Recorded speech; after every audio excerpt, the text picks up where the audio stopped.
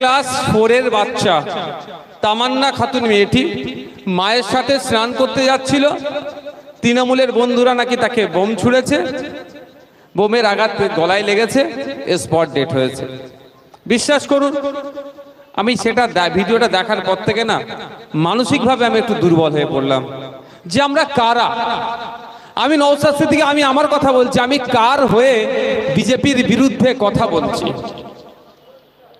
আমি কার পক্ষ নিয়ে তৃণমূলের দুর্নীতির বিরুদ্ধে কথা বলছি? আমি কার জন্য, কার দাদুর কবরটা বাঁচানোর জন্য সুপ্রিম কোর্টে গিয়ে মামলা করলাম? আমি কার ওবিসি সার্টিফিকেট বাঁচানোর জন্য সুপ্রিম কোর্টে মামলা করলাম? সত্যি আমাকে ঘৃণা লাগছে। তুমি কোন মানুষ? তোমার চরিত্রটা কি? তুমি এত কঠোর হয়ে গেলে। একটা 9 ক্লাস 4 এর বাচ্চা, 9-10 বছর বয়স, তাকে বোম ছুঁড়ে মারা দিলে। তুমি কত কঠোর! সত্যি নিজেকে আজকে ঘৃণা লাগছে। সত্যি কথা বলছি, মনটা ভারাক্রান্ত। ওই মায়ের একটাই বাচ্চা ছিল, আর অন্য কোনো সন্তান নাই। সেই মাটির কি অবস্থা হচ্ছে ভাবুন, ওই পরিবারটার কি অবস্থা হচ্ছে ভাবুন। আমাদেরকে এত হিংস্র বানাচ্ছে কে? এটা আমাদেরকে খুঁজে বার করতে হবে যে আমরা এত হিংস্র হয়ে যাচ্ছি। একটা 9-10 বছরের বাচ্চাকেও ছাড়ছি না আমরা, রাজনীতির কারণে ওকেও খুন করতে হচ্ছে আমাদেরকে। আমরা তো এত বড় জানোয়ার পশু ছিলাম না, আমাদেরকে পশুটা বানাচ্ছে কে? এই রাজনৈতিক কারবারিরা আমাদেরকে পশু বানাচ্ছে। তাই অনুরোধ করছি আপনাদের, যার যে দলটা ভালো লাগবে করুন, দিনের শেষে প্রতিবেশী এটা মাথায় রেখে রাজনীতি করুন।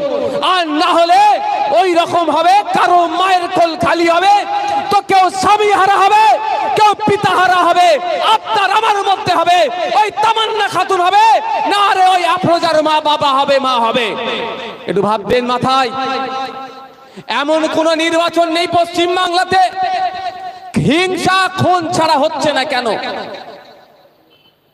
কেন হচ্ছে না হিংসা খুন ছাড়া? কাদের হাতে দায়িত্ব আছে শান্তিপূর্ণ নির্বাচন করাবার? এই শুভেন্দু অধিকারী যেই দলে এখন আছে, সেই দল পরিচালনা করছে ইসিআই কে। ও যতই বলুক আলাদা স্বতন্ত্র দল, একটা সংস্থা, ও মুখে বললো, খাতায় কলমে থাকলেও বাস্তবিক অর্থে কি হয় আমরা জানি।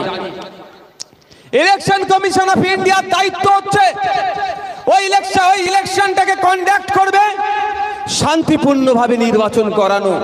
কিন্তু দুর্ভাগ্য, পশ্চিম বাংলায় পাড়ার তৃণমূলের কথা আমি বাদ দিলাম, যারা রাজ্য স্তরে তৃণমূল নেতারা বসে আছে, তারা তো লাশের রাজনীতি ছাড়া দল করতে পারবে না। আর তারা সব সময় চাইবে পিছিড়ে বর্গের মানুষ ক্ষতিগ্রস্ত হোক। তারা সব সময় চাইবে মুসলমানের রক্ত কিভাবে দেখতে পাবো। আমি অন ক্যামেরা বলছি, হ্যাঁ, আমি সেকুলার ফ্রন্টের আমি চেয়ারম্যান হিসাবেই বলছি। বলতে পারে শুধু মুসলিম মুসলিম করছে কেন? বাস্তব কথাটা বলছি যে আজকে আমাদেরকে পশু বানিয়েছে কে? এই রাজনৈতিক কারবারিরা। যে রাজনীতি করার জন্য আমি আমার ভাইজিকে বাদ দিলাম না খুন করতে, রাজনীতি করার জন্য আমি আমার ভাইয়ের নামে মিথ্যা মামলা দিতে পিছপা হচ্ছি না, রাজনীতি করার জন্য একে অপরকে খুন করতে পিছপা হচ্ছি না। এই পশুর মতো চিন্তা ভাবনা আমাদের মনে কে ঢুকালো এই রাজনৈতিক কারবারিরা। আর আমরা, এরা আমাদেরকে যেমন ভাবে ঘুরাচ্ছে আমি তেমন ভাবে আমরা ঘুরছি। আর কবে আমাদের জ্ঞান হবে আপনারা বলুন তো? এই সবার বাড়িতে বাচ্চা আছে নাকি? এখানে তো এরকম ক্লাস 4-5 এর বাচ্চা না এখানে? এই তো দূরে দেখি দাঁড়িয়ে আছে। বলুন তো, যার মায়ের গেল, এটা বাইট দিচ্ছে একটু আগে, যে নির্বাচন হবে আর মুসলমানের রক্তপাত হবে না, এটা হতে পারে? নির্বাচন হলো, মুসলমান খুন হলো না, পিছিয়ে বর্গের দলিত খুন হলো না, আদিবাসী খুন হলো না, এটা হতে পারে না। যত নির্বাচনে গিয়ে আসবে 2026-এ দেখবেন মরবে কে দলিত, মরবে কে আদিবাসী, মরবে কে মুসলমান। একটা সামান্য উপনির্বাচন রেজাল্ট শাসক দল জিতছিল, তারা জিতেছিল, ওই সিটটা আবার তারা জিতছিল। যেখানে গণনা কেন্দ্র তার থেকে 5 কিলোমিটার দূরে ওখানে নাকি বিজয় মিছিল বার করেছিল, সেই বিজয় মিছিল থেকে বোম ছুঁড়েছে, একটি ক্লাস 4-এর 9-10 বছরের ফুটফুটে বাচ্চার গলায় লেগেছে, এখান থেকে মানে জাস্ট হালকা ঠেকে আছে, পুরো স্পট ডেট। মানে ভাবতে পেরেছে কে মারলো? তামান্না খাতুন মরলো। কে মেরেছে? কোন শেখ না হলে মোল্লা, যারা গ্রেফতার হবে দেখবেন। বুঝতে পারছেন আমি কি বলছি? তাহলে যাকে মারলো সে মরলো, তার পরিবার ধ্বংস হলো, আর যে মারলো শেখ না হলে মোল্লা অ্যারেস্ট হবে, লাইফটা গেল। তাহলে মারলো কে, মরলো কে, ধ্বংস হলো কে? আর 1,21,000 টাকার মাইনে 5 বছর, এখন যেতে 1 বছর মতো টাইম আছে, পাবে কে? যেটা মাথায় আসছে, নেতা পাবে 1,21,000। আর এ নেতার জন্য যে গ্রেফতার হয়েছে, একটা আরো বেশি গ্রেফতার করতে হবে। অপদত্ত রাজ্য সরকারের প্রধান, উনি শোক জ্ঞাপন করে কড়া ব্যবস্থা নিতে বলেছে। আমি আপনাদের বলে যাই, ওই গ্রামটা, ওই এলাকাটা দীর্ঘদিন ধরে উত্তপ্ত। ওখানে একবার রাজনৈতিক সমস্যা তৈরি হয়েছিল। তৎকালীন সময় যিনি ওসি স্যার ছিলেন, সেই ওসি স্যারকে বোম লেগেছিল, তার হিপের পিছন সাইডটা, পাছার পেছন সাইডটা উড়ে গিয়েছিল। মানে কত খতরনাক জায়গা। সকাল থেকে ওখানে ঠুসঠাস চলছে, তারপরেও কেন পুলিশ দেয়নি? ও তো দেখে নিয়েছে উইকেট পড়লে কার পড়বে, হয় মুসলমান, দলিত, আদিবাসী পড়বে, পিছড়ে বর্গের, ওদের 2-4টে পড়ুক, ওইটা নিয়ে আমরা রাজনীতি করতে।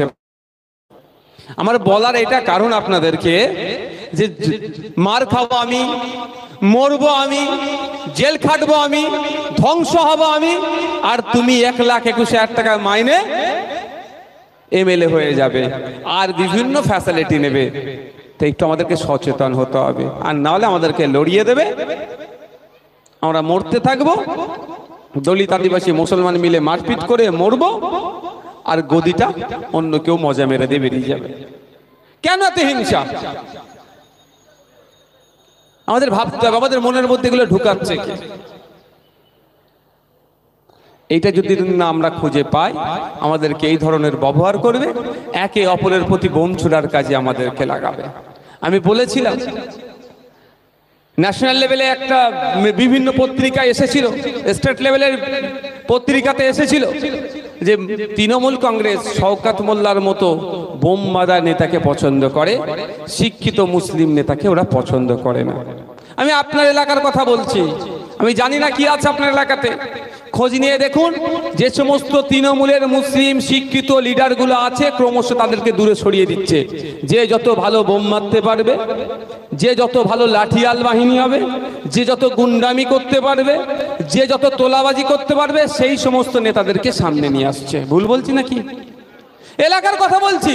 তৃণমূলের শিক্ষিত মুসলিম নেতাগুলোকেই সাইড করে দিচ্ছে, কারণ ওরা থাকলে মারাপিট হবে না, ওরা মারপিট করতে দেবে না। কারণ ওরা বলবে যেই চাচার ছেলে সেই কংগ্রেস করুক আর আইএসএফ করুক, সকাল বিকেল এক জায়গায় বসে চা খাচ্ছি, সেই চাচার ছেলেকে আমি মারবো, আমার রুচিতে বাঁধবে। তাহলে শিক্ষিত মারপিট করতে পারবে না, তুই সরে যা। কাকে নিয়ে আসবে? যে বোম মারতে পারবে ভালো, যে মারামারি করতে পারবে ভালো, তাকে নিয়ে আসবে। এইটার পরিবর্তন করার জন্যই আমরা রাজনীতির ময়দানে এসেছি। বন্ধুগণ, আজকে কাশ্মীরের পেহেলগাঁওতে যে বর্বরোচিত সন্ত্রাসবাদী হামলা হয়েছে, হামলার যে সমস্ত আমার ভাইরা শহীদ হয়েছে, তাদের স্মৃতিতে রক্ত অর্পণ শিবির, 100 জন রক্ত যোদ্ধা তাদের স্মৃতিতে রক্ত দিয়েছে। রক্তের সংকট যখন দেখা দিচ্ছে, সেই সময় আমার রক্ত যোদ্ধা ভাইরা এসে রক্তের যোগান দিচ্ছে। সেই সমস্ত রক্ত যোদ্ধাদেরকে আমি ধন্যবাদ জানাই। সাথে সাথে এই পরিযায়ী শ্রমিকদের উপরে যে জুলুম নির্যাতন হচ্ছে, এটার প্রতিবাদে, এবং কাশ্মীরে যে সন্ত্রাসবাদী হামলা হয়েছে তার প্রতিবাদে আজকে প্রতিবাদ সভা। আমি দুটো বিষয় আজকে বলবো। কটা বাজে? আর ওয়াকাফ সংশোধনী আইনের প্রতিবাদে আমি দুটো বিষয় আজকে একটু বেশি করে বলবো। একটা হচ্ছে ওয়াকাফ আইন কেন প্রত্যাহার করতে হবে, সেই বিষয়ে কিছু কথা বলবো, আর পরিযায়ী শ্রমিকদের কথা বলবো। এই মেদিনীপুরের শ্রমিকরা বেশিরভাগ কোথায় আছে? ভিন্ন রাজ্যে আছে। পার্শ্ববর্তী রাজ্যে উড়িষ্যাতে প্রচুর একটা হেভি অংশের মেদিনীপুরের শ্রমিকরা আছে। কত আছে? বেশি নাই। সারা পশ্চিম বাংলা থেকে মাত্র 30,000 শ্রমিক উড়িষ্যাতে আছে। আর উড়িষ্যা থেকে কত লাখ মানুষ বাংলায় কাজ করে খায় জানেন?